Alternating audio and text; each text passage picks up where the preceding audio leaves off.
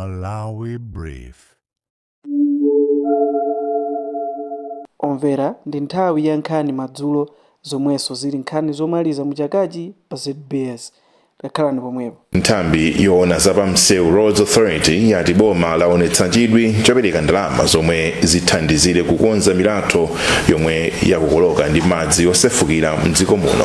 Polankhula atayendera mlatho wa mpasadzi ku Kasungu komanso wozi mboma la Nkhotakota, mkulu wa nthambi ya engineer Amnel Champiti wati pomwe akudikira mlingo wa madzi kuti utsike, kauniuni wa ndalama zofunika kuti zigwire ntchito ali mkati. Wilson Alan Piri walemba ripoti. Polankhula atayendera mlatho wa wozi omwe udakokoloka ndi madzi ndipo uli pakati pa tauni ya Kasungu ndi boma la Nkhotakota, mkulu wa nthambi yoona zapamsewu Roads Authority Amnel Champiti ati ntchito yobwezeretsa milatho omwe idawonongeka ili mkati mzigawo zonse za dziko lino. Champiti atogwira ntchito atumizidwa madera osiyanasiyana kuti akawunikire kukula kokonongeka kwa milatho asanapange ziganizo. Boma lili lokonzeka kuti lipereke zonse zofunikira kuti ntchito igwirike. Roads Authority ndi udindo wake woti izimanga komanso kukonza ndi kuyang'anira misewu ilinso yokonzeka. Polankhulapo nduna yoona zamtengatenga ndi mtokoma Feston Kaupa atsindika zakufunika kothana ndi votoli mwa msanga pozindikira udindo omwe ulipo pa nkhani za chuma. Msewu waonongeka kwambiri monga mmene maonera, zaonesa kuti mtsinje wasuntha malo amene umene kuti uziyenda chifukwa cha madzi amene achokera ku mtunda uko ndi kugwetsa mlatho onsewu. Pakadali pano kampani ya Motor Angel yayamba kukonza mlatho wa mpasadzi omwe uli mboma la Kasungu. Malo mwa Zodiac kuno ku Kasungu ndine Wilson Alan Pire. Mtsogoleri wa dziko lino Dr. Jaina Nsa wati anthu anayi afa ndipo ena oposa 100 avulala potsatira mvula ya mphamvu yomwe yadzetsa madzi othamanga ndi osefukira madera ambiri a dziko lino. Dr. Nsa ati mvulayi yomwe ikupitirira kugwetsa nyumba yaononga misewu ndi milatho yakolola ziweto ndi zokolola pamene anthu 42,000 ndi mabanja oposa 9,300 akhudzika. Chisomo Chingwalo ali ndi ripoti. Wachiwiri kwa mtsogoleri wa dziko lino Dr. Jaina Nsa wati boma lalimbikitsa ndondomeko zolondoloza ngozi zogwa mwadzidzidzi pomwe mvula ya mphamvu ikupitirira kuononga m'madera ambiri, ponena kuti padakali pano thandizo layamba kupita kale ku mabanja omwe akhudzika, ntchito zodziwitsa anthu azipititsa patsogolo komanso nthambi zopulumutsa anthu pa ngozi zili tcheru. Polemba pa tsamba lawo la Facebook, Dr. Nsa ati ngozi zomwe zikuchitika m'maboma ochuluka ndi zomvetsa chisoni. Iwo ati padakali pano anthu anayi amwalira ndipo ena opitirira 100 avulala pamene anthu opitirira 42,000 mabanja opitirira 9,300 akhudzidwa. Dr. Nsa ati nyumba, misewu, milatho, mbewu ndi ziweto zaonongeka. Pamenepa wachiwiri kwa mtsogoleri wa dziko linoyu walimbikitsa nzika ndi mabungwe opereka thandizo ku dziko lino kuti atsatire malangizo a zanyengo ndi kuthandizira mabanja omwe akhudzika ndi kusefukira kwa madzi. Nthambi yoona za ngozi zogwa mwadzidzidzi ya Dodma padakali pano ikupereka chakudya ndi zinthu zina kwa mabanja omwe akhudzika ndi ngoziyi ndipo thandizo likupitirira. Nthambi yoona za nyengo ndi kusintha kwa nyengo yati mvula ya mphamvu ikhala ikugwa mdziko lino kufikira lachinayi ndipo madzi atha kusefukira maka m'madera amphepete mwa nyanja kumpoto ndi chapakati. M'malo mwa Zodiac ndine Chisomo Chingwalu. Anthu anayi kuphatikizapo mwana wa zaka zitatu afa pa ngozi ziwiri zapamsewu kumchewu ndi Dedza lachitatu. Ngozi yakudedza malinga ndi mtolankhani wathu Ernest Gama yapha anthu atatu pomwe mwana wa zaka zitatu Stephen John ndiye wafa pa ngozi yakumchewu malingana ndi mtolankhani wathu kumeneko Blessings Mbewe.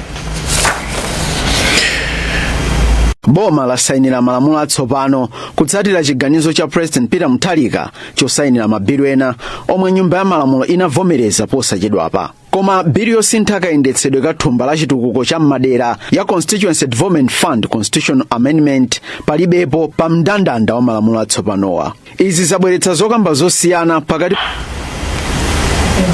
bill yokhazikitsa lamulo loyendetsera thumba la chitukuko cha madera CDF sili pa mndandanda wa mabilu omwe President Peter Mutharika wasayinira kukhala malamulo zomwe zadzetsa chiyembekezo chosiyana pakati pa magulu okhudzidwa.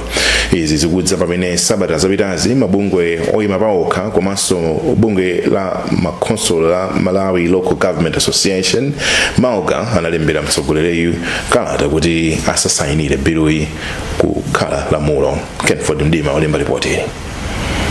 Boma lasayinira malamulo atsopano kutsatira chiganizo cha President Peter Mutharika chosayinira mabilu ena omwe nyumba ya malamulo inavomereza posachedwapa. Koma bilu yosintha kayendetsedwe ka thumba la chitukuko cha madera ya Constituency Development Fund Constitutional Amendment palibepo pa mndandanda wa malamulo atsopanowa. Izi zabweretsa zokamba zosiyana pakati pa magulu okhudzidwa pamene ena akuti biluyi ndi yosemphana ndi malamulo akulu a dziko lino ndipo ena akuti biluyi ikuyenera kukhala lamulo. Ahadrod Nkandawire, mkulu wa bungwe la Malawi Local Government Association MAGA, wati sangayankhulepo kanthu padakali pano pa nkhaniyi. Office ya President tina nene nyakutoli President athu apanda chiganizo chotani chomaliza pati nangova pakati pamana kwamba kuti akuunika napenda kuti panga contact ma different portals and stakeholders kandi mene ndiyese downzito kuti chiganizo chomaliza choma President apanda chotani ndiye pano nsiko kazovuta kuti tiyankhulepo. Koma a Benedicto Gondowe wapa mpando wa National Advocacy Platform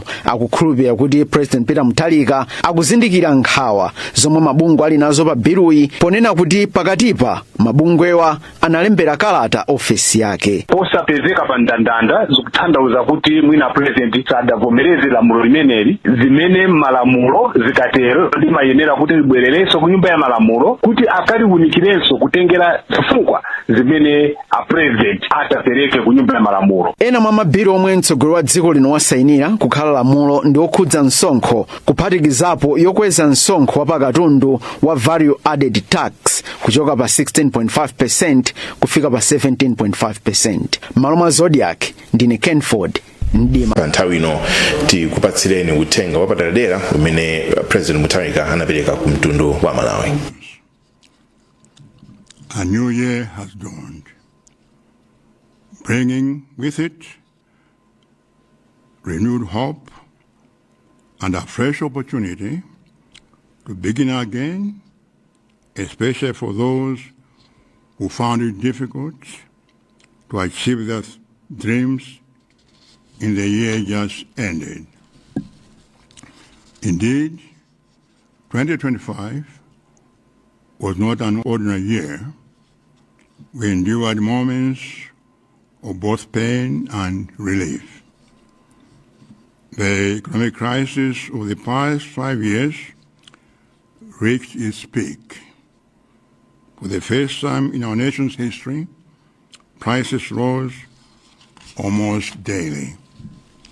It was heartbreaking to watch our already modest savings lose value with each passing day. The once celebrated growing economy was reduced to a land of shortages. Essentials once took for granted, fuel, foreign exchange, fertilizer, and food suddenly became scarce. As a nation, we grew poorer than we were in 2020. Nevertheless, I bring you good news. Because of the decision you made on September 16th, this economic tragedy is steadily becoming a thing of the past. In just 3 months since I assumed office, signs of recovery are already visible.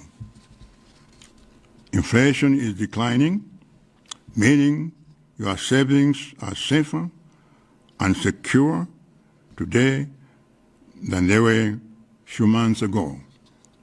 Fuel shortages are easing, power outages are shortening, and we're moving closer to eliminating blackouts.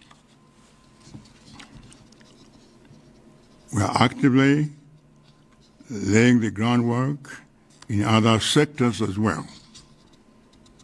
In essence, we are firmly on track with our economic recovery plan. These critical indicators are inspiring confidence among potential investors. I'm mindful, however, that hunger remains a pressing issue. That is why we have intensified distribution of relief food and ensured that ad markets are stocked with maize. I urge all those involved in food distribution to work diligently so that all families facing food insecurity are fully supported. My policy remains unchanged. No Malawian should die of hunger. Looking ahead, we intensify agricultural production to exceed domestic demand so that we can export the surplus. We uphold fiscal discipline and prioritize investments in key productive sectors, including mining, energy, roads, and railway infrastructure, to lower the cost of doing business, drive industrialization, and generate employment. Ultimately, our economy must uplift the living standards of all Malawians. I will maintain strong stance against corruption so that these efforts should bear fruits. I call upon each one of you to play your part. If you are a farmer, strive to produce more. If you used to plant once a year, aim to plant twice. If you are a business person, expand the goods and services you provide and employ more people. I'm creating a conducive environment for everyone to be productive. Together, we can make 2026 a year of renewal and progress for our families and our nation. Happy New Year to you all. May God bless Malawi. mayapa mwamba mdziko lino mu mphoto zomwe a UMP Awards apereka Zodiac Online ayisankha kukhala tsamba lofalitsa nkhani lopambana pa internet. Mphotozi azipereka usiku wathawu mu mzinda wa Blantyre pamwambo umene aluso osiyanasiyana komanso mnyumba zofalitsa nkhani zimene zachita bwino mchaka cha 2025 zimene kumene alandira mphoto. Busa wa mpingo wa CCIP la neno a Martin Chimwaza Malikebu ati kuthandiza ndi kupereka zofunika kwa odwala mnyengo ya chisangalalo zikumawalimbikitsa Chikhristu ndi umoyo wawo wauzimu. Busa Malikebu walankhula izi pamene mpingo wapereka thandizo la chakudya ndi zina kwa odwala pa chipatala chachikulu cha boma la neno pomwe akukondwerera kulowa chaka chatsopano. Kuchoka ku neno Steve Kalungwe walemba report lomwe wawerenga ndi Rachel July. Mbusa wa mpingowu a Martin Chimwaza Malikebu auza Zodiac atatha kupereka thandizoli kuti odwala komanso ayang'anira akusowekera zinthu zambiri pomwe ali mchipatala kotero mipingo itengere mwayi wothandizira zosowa zakuthupi ndi zauzimu za anthuwa. Iwo ati ngati mpingo sutengapo gawo ndiye kuti ukulephera kukwaniritsa mawu a Mulungu omwe amalimbikitsa kugawana mnyengo zonse. Tikudziwa kuti tikudutsa mnyengo ya chikondwerero, tadutsa mnyengo ya Christmas ndipo panopa tikuyembekezera kukhala ndi nyengo ya chaka chatsopano, ndipo tinachiona kukhala chofunikira kwambiri kuti chikondwerero chimene Ambuye watipatsa tigawanenso ndi anzathu amene sanakwanitse kukhala ndi nthawi yakukondwera ndi okondedwa awo, m'malo mwake ali kuno ku chipatala. Mmodzi mwa akuluakulu oyang'anirana mwino pa chipatalachi Achikondi Matengule athokoza mpingowu ponena kuti odwala ambiri akusowa chakudya cha tsiku lonse, kotero thandizoli liwagwira dzanja. Ngati chipatala zimezi zitithandiza kumbali yonena kuti monga mukuziwa mapeshenti akabwera kuno amakhala ndi zosoweka zambiri zimene zikuyambira kuthupi, kuuzimu, amasowekera anthu atagwira konkono. Ndikubwera kwa iwowa kufikira magawo amenewa kuthupi ngakhalenso kuuzimu kutengera ndi mphaso zina zimene awabweresera mapeshenti athu. Mmodzi mwa omwe akudwazika mwana wake Afane Leonard atakondwa ndi thandizoli kamba kuti akhala akufunitsitsa kukondwerera ndi mwana wawo mnyengo ino ya Christmas ndi Nyowere. Ndalandira bwino kwambiri chifukwa simembekeza kuti angathe kubwera kudzandipatsa ufamula ndinalibe chakudya, ndapeza chakudya cha lero, kuthokoza kwambiri. Mpingowu wagawa zinthu monga sopo, ufa ndi ndiwo mwa zina. Tione tsopano nkhani za masewero. Bungwe loyendetsa ligi yaikulu mdziko lino ya Sulom lati masewero a mkati mwa sabata athandizira kubweretsa mbuyo ndalama zimene limayenera kupeza pa masewero a ligi ya TNM chaka chino. Msungichuma wamkulu wa bungweli Ali Mwachande atolera 1.7 billion kwacha yokha m'malo mwa 2 billion kwacha yomwe anayiyerekeza. Matimu a FCB Nyasa Big Bullets, Mighty Wanderers, Silver Strikers ndi Chitipa United ndi amene apezeka ndi ndalama zambiri kuposa matimu anzawo. Sambanda akutiuza nkhani yonse mulipoteri.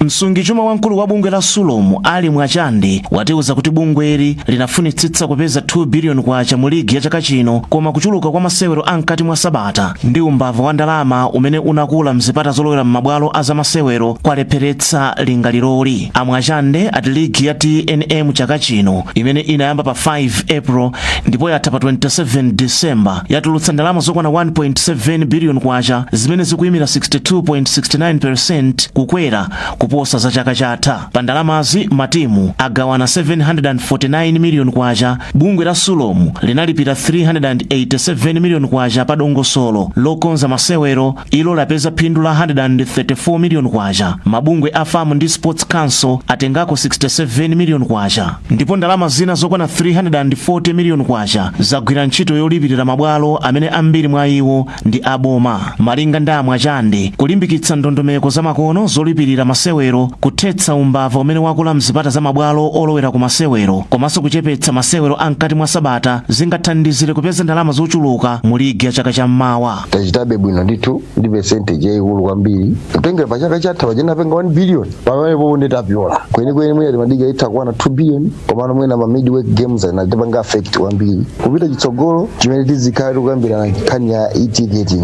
imeneja ikazakhala yatheka ndi 200% ilandira ndikuti mpirawo zakhala ukukonda komanso tupitisa chitsogolo. Timu ya FCB Nyasa Big Bullets imene ili ndi chiwerengero cha anthu ambiri amene amayitsatira yapanga 198 million kwacha pa masewero ake onse. Mighty Wanderers, katswiri wa ligi ya TNM chaka chino, yapeza 173 million kwacha, ndipo Chitipa United yapeza 37 million kwacha pa masewero asanu ndi awiri okha amene yasewerera pa bwalo la kuchitipa potsatira kusamuka ku Karonga kumene imasewerera masewero apa.